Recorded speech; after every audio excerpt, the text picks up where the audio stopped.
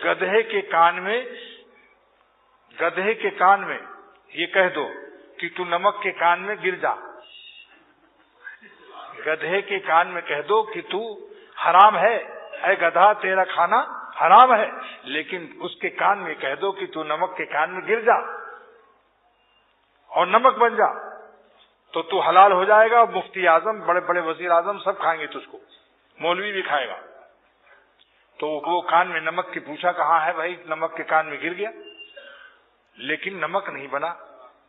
تو اس نے پوچھا کسی عقل مند سے کہ ہم کو نمک وعدہ کیا تھا کہ نمک کے کان میں گرنے سے تو نمک بن جائے گا اور تیری پیکٹ بن جائے گی، نمک تیرا کھائیں گے بڑے بڑے علماء، لیکن میں تو ابھی تک نمک نہیں بنا، گدھے کا گدھا ہوں نمک کے کان میں.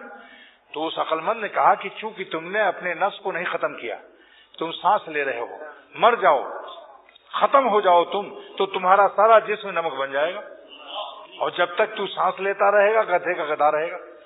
تو جو مرید خانقاہوں میں اپنے نفس کو زندہ رکھتا ہے، خبیث تقاضوں کو زندہ رکھتا ہے اور نفس کو مٹانے کی زحمت گوارا نہیں کرتا، تو یہ شیخ کے کان میں رہتے ہوئے بھی گدھے کا گدھا رہے گا. اتنا مٹاؤ کہ نفس بالکل ہی مٹ جائے. خواجہ عزیز الحسن مجذوب نے تھانہ بھون میں حقیر امت کو خط لکھا کہ نہیں کچھ اور خواہش آپ کے در پر میں لایا ہوں، نہیں کچھ اور خواہش آپ کے در پر میں لایا ہوں، مٹا دیجئے میں مٹنے ہی کو آیا ہوں. لہذا جس نے اپنے نفس کو مٹایا، کیا مطلب؟ بری خواہش کے تقاضوں کو روک لیا اور غم اٹھا لیا، یہ ہے مٹانا.